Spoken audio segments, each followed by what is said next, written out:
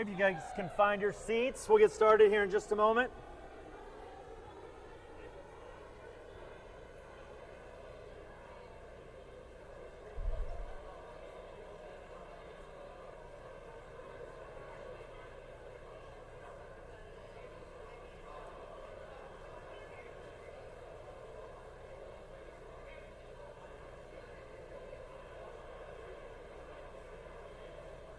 What do you want me to do?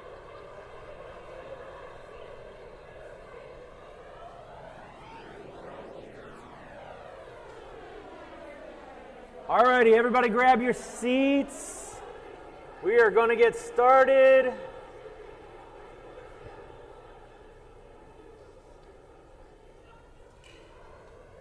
My wife's a third grade teacher. She does this. Do you guys know what to do? No? Okay. It's been a long time since third grade, but I seem to have gotten your attention. Hello? Olay? My name is David McBee. For those of you who don't know, I am the Director of Training here at Simpli.fi. I'm going on 6 years with the company, so I apparently have someone fooled. I get to talk to you guys about OTT CTV and that technology. I get 20 minutes to do that, and there's a lot to talk about in 20 minutes, so I'm going to try and move quickly. I'm going to start with a little bit of, let's talk about the definitions, okay? The MRC, the IAB, they basically say that OTT is long-form streaming content, movies, televisions, delivered over a big screen TV that is connected to the internet with some kind of a device like a Roku or an Apple TV, or it's a smart TV. Of course, then the connected TV, CTV, is that same content on a mobile device. Do you guys agree with those definitions? Some people do, some people don't. Some people call it advanced TV and just refer to all of it, right? Some people call it streaming TV. Really, it's the difference between the large screen and the small screen, but it's still the same content. Here at Simpli.fi, we just call everything OTT CTV, which, by the way, is a lot of fun when you have to do an hour-long webinar and say it 412 times. We'll see if I can not mess it up here in the next 20 minutes. So when I'm talking about OTT CTV, that's what I'm talking about. Long-form streaming content delivered over mobile devices, laptops, and also on big screen TVs. I have 3 goals for us today. First of all, I'm going to hit you with some great stats. Of course, half of them are made up. You guys know that. And I'm also going to talk to you about how Simpli.fi has decided to enter the OTT CTV space and our particular take on targeting audiences. And then I'm going to share with you a little analogy so that I can help you speak to your advertisers about a paradigm shift that I believe needs to happen in this space for us to all be able to sell it and buy it and understand how it's different from traditional TV. Let's talk about the growth of OTT CTV. Obviously, there's a lot of cord cutters in here. I saw you guys raise your hands.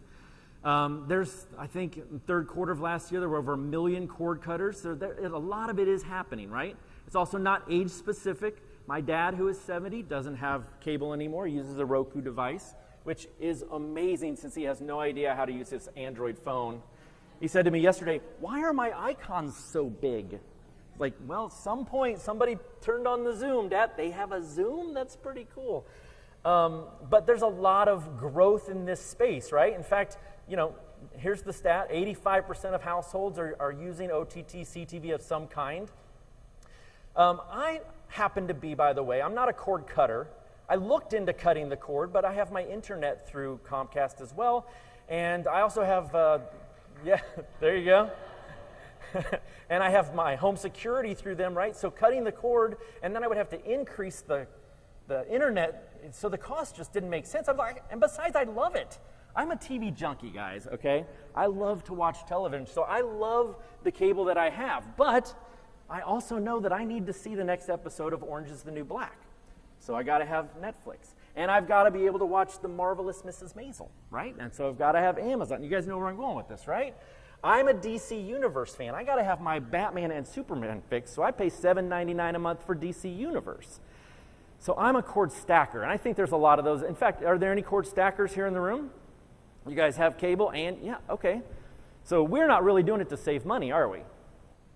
Then there are the cord nevers. I like the cord nevers. This stat from 2017 said there are about 34 million cord nevers. Are there any cord nevers in the room? Raise your hand if you've never had cable. Oh, you're young, fresh faces.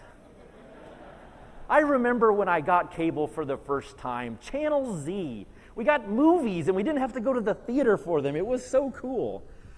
There are a ton of different people who are watching all this OTT CTV, right? But like many of you, I'm experiencing something called subscription fatigue. You guys feeling this too? In fact, there was an article that just came out recently about Disney Plus. Who here is going to get Disney Plus? It's $6.99 and you get every Star Wars movie, every old Disney movie, and all 3 High School Musicals. So we are all probably going to get Disney. And the other thing, they're going to have their own shows, curated content that is just for them. So we are all kind of on the hook, if we're TV junkies, to get all these different subscriptions. But besides Disney Plus, besides the Apple Plus, whatever, and that's kind of ambiguous, we don't know what that's going to look like. Generally speaking, we're less willing to pay for these services because they're kind of adding up, right? Greg mentioned something about CBS All Access for Star Trek Discovery. I'm a huge Star Trek fan. I subscribed to CBS All Access for 1 month last year and binge watched the whole season. I'm waiting for the next one to come out so I can finish so I can do that again. Any of you ever do that? Maybe I'm just the cheap one in the room, I don't know. But generally speaking, we are less apt to just say, oh, what's another $7.99, right? And in fact, Netflix raised their prices recently. Did anybody cancel their Netflix because it went up $1 or $2? A couple people, right? Generally speaking, this research here says that Netflix is actually losing subscribers at a quick pace. So where am I going with all that? Why am I sharing this with you? Well, it's because I want you to be able to speak to your advertisers about a different space, not just OTT CTV, but rather the ad-supported space of OTT CTV. 73% of us are now looking at free apps, things like Popcorn Flicks and Crackle and Pluto. You guys have heard of Pluto? Pluto claims they have 10 million subscribers now, and it's all free, 100 live channels, and it's all because of the commercials. Which means that there are more available inventory. There's more available inventory for us. This is a huge stat. This really speaks to the opportunity. There's a huge increase in the amount of eyeballs in that space for us to reach our advertisers. In fact, of November of 2017, there were less than 2 billion available in the space, and in a year later, it was almost 30 billion. So, are we in the right place at the right time? I can't even do a presentation without saying that, right? Is it the year of OTT CTV? I say yes. Now, a lot of people are going into this space with the idea of chasing the eyeballs. We're used to traditional media or traditional television, the cable, the satellite that we love, but some of us are shifting our eyeballs over here to this OTT CTV thing, right? And so the pitch is, hey, what we want you to do is reach that audience over here. As you lose audience here, we want you to reach them over here. So it's just the same old stuff that you're used to over in a new space. I want to challenge that. I want you guys to challenge that and talk to your advertisers about the brilliance of targeting. Targeting, in my opinion, is what truly makes OTT CTV so exciting, okay? Because with OTT CTV targeting, we don't have to choose a specific channel or a show based on its popularity. That's not how you necessarily have to pick your audience anymore. Instead, we can follow users who have shown some kind of intent or behavior, and we can follow them to whatever channel or show or app that they like. Even if you have never watched Pluto, if your users are there, it's a good place to get them. It means no more guessing. It means that we can build a relevant audience and reach an audience in the way that we've been reaching them with digital for so many years. It all comes down to this thing called, well, device information. That's really how we have chosen to target. Let's look at the information that you can get from a device. From a laptop computer, all day long we sit and we read content, and that content is stuffed with keywords. We type searches into search boxes also with keywords. Have you ever searched for something that you weren't interested in? So those keywords say a lot about us. They become your digital breadcrumbs. You guys have heard me say that, right? These are your digital breadcrumbs, and they tell us a lot about you. That same thing happens on this device. There are some digital breadcrumbs, right? So yes, you can get some keywords on this from the mobile browsers, but more often than not, we look at the latitude, longitude data.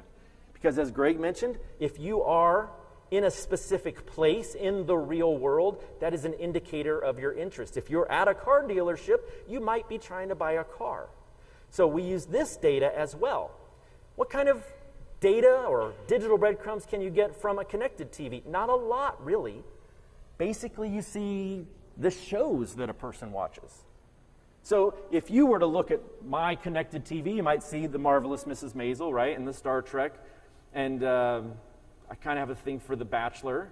But you really wouldn't know that much about me or my interests as far as what I wanted to go buy tomorrow, would you? And so how do you target someone on this device if you aren't able to learn that much about them? It all comes down to a magic ingredient called cross-device matching. Because of cross-device matching, we can now use the things we learn about an individual from the other devices and translate that over to their OTT CTV. So in other words, if I'm at a location with this device, I can now use that to target someone on their big screen TV. If I have searched for something on my laptop, I can now use that information to target a person. And here's what our targeting looks like. There are 3 basic ways that we target through addressable, behavioral, and demographic. I'm going to go quickly through these because I think we speak to them later in the day. Addressable specifically is all about uploading a list of addresses. It could be your list, it could be your advertiser's list, it could be a CRM, it can be a list that we provide for you. And very simply, we upload the list of addresses. A geofence is drawn around each of the addresses on the list. And then when this device enters one of those fences, it now becomes a part of the audience. But we want to deliver on the big screen TV. We want to deliver on OTT CTV, and that's where cross-device comes in. We tie this device to the other devices in the home through our cross-device match graph, and then boom, we can deliver OTT on any of those devices, both large screens and small screens. That's addressable. Behavioral is the digital that you know and love from Simpli.fi. It's search and site and keyword contextual targeting. It's looking at the breadcrumbs. It's looking at the keywords. It's looking at the location data on a phone. Was this guy at a car dealership earlier today, right? And with behavioral, we tie it back to all the devices in the home, and then we can deliver on the OTT CTV. And then, of course, there's demographic. And demographic really is a call out to TV advertising since the 60s, right? That's how people have been used to buying advertising on television. And what we've done at Simpli.fi is we've grabbed this, Frost mentioned this offline data. This offline data has become so powerful and so insightful as to what a person's interests are. I'm going to read this actually because I don't want to mess it up. It says, the largest, most accurate, and comprehensive collection of U.S. multi-sourced offline consumer data available. So now we can tell if someone owns a home. We can see the value of their home. That data is available. We can see if they're buying dog food and if they own a pet, right? So there are things that we can learn from these demographics. That's another way that we can reach people on their OTT CTVs. Okay, now I want to shift gears just a little bit, and I want to take you through this analogy that I mentioned. And the reason this analogy is so important is because I've been on those sales calls with advertisers, and they say, well, where will my ads be delivered? And my answer isn't an easy thing like the evening news. I can't simply say they'll be on The Big Bang Theory. My answer is, well, wherever your audience goes. And they don't like that very much. They're not used to that kind of a conversation. They want to understand where their ads are going to be. And so my friend Rob helped me come up with this analogy of using a river to compare traditional television to OTT CTV. Here we go. Let's say that it's 10 years ago and we're all watching a television show. When a commercial comes on, we all pretty much see the same commercial, right? Let's say we're watching that wonderful show where, The Bachelor. guy dating 20 women, seems like it'd be paradise. It never ends up being paradise, right? And a commercial comes on. Well, what's the commercial going to be? Thoughts? It's The Bachelor. Any guesses? What? Did somebody say the hiccups? That can't be right. Makeup. Yes, okay. Well, I have fashion and I have makeup. Now, why is that? It's because of this assumed audience that watches The Bachelor, right? Now, I don't wear a lot of makeup. I have a little eyeliner on now, but just so you can see my eyes. Not really. But generally speaking, I know that when I watch The Bachelor, I'm going to see these ads that aren't necessarily targeted towards me, and that's okay. We recognize, here's the show, here's the kind of ads that go along with it. The irony is that in my house, my wife's the one who flips on baseball most of the time, and I'm watching The Bachelor. That's so wrong. So here we are, we're all on the same river, we're all watching the same show, and we're all getting the same ads. That's the traditional way that it's been delivered. Now I need the advertiser to understand that if they want to see a more masculine commercial, let's say they want to see a truck ad, well then they got to shift the channel. They got to go to a different show. Maybe want a show where there's some football going on, right? It's a totally different river. But with OTT CTV, we can actually show different ads to different viewers watching the same show. And here's what that might look like. Here's that same woman. She's watching The Bachelor. What you don't know about this woman is that on Saturday, she went and test drove some cars. And she went to the Ford dealership with her phone. Her phone was showing her location, right? The Chevy dealer across town was geofencing this location. And so now when she's watching her show, she sees the Chevy ad. That's pretty cool, isn't it? How about this guy? He's watching The Bachelor, and what you don't know about him is that when he got up in the morning, he noticed that his rear left tire was a little flat, and he got on the web and he started looking for tire repair shops or new tires. He started doing some research to repair his issues, right? And so because of keyword search targeting, a local auto dealer or a tire dealer is able to put an ad in front of him.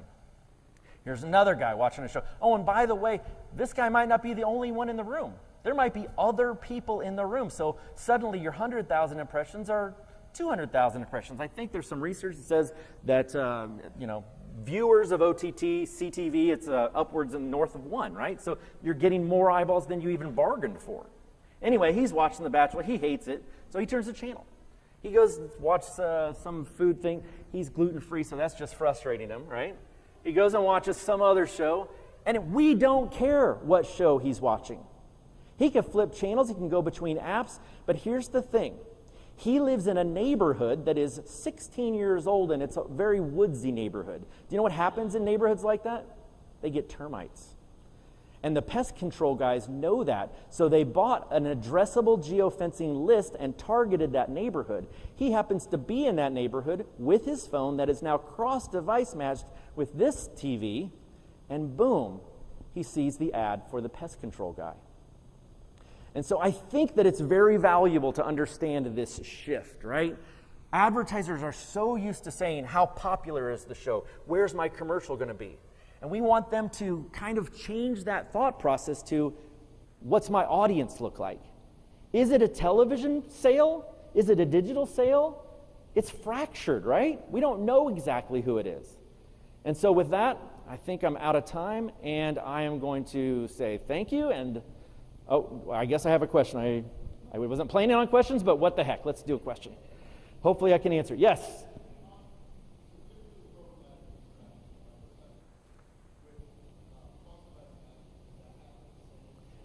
I was so afraid that was going to happen. That is a great question that I do not know.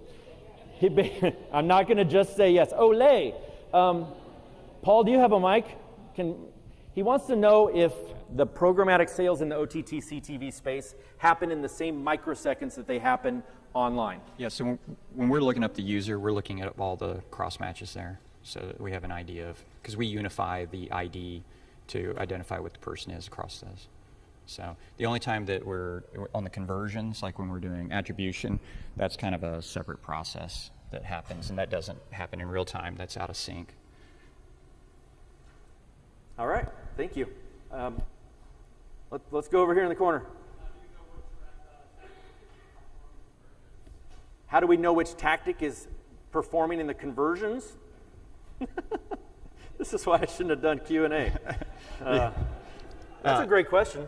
Paul? So we can see all of the different times that we've hit that person, and what we do is we look at the most recent one that we hit in order to attribute it back. So when we're doing a look back, we look at the most recent one for the attribution. So here's what we're going to do. I am out of time. I know you guys have questions, so I'm going to encourage you, get with Paul or any of the simplifiers. I really do like that term, Greg. Any of the simplifiers in the room. And just look for us during the breaks, and we'll chat more about this. Thank you very much.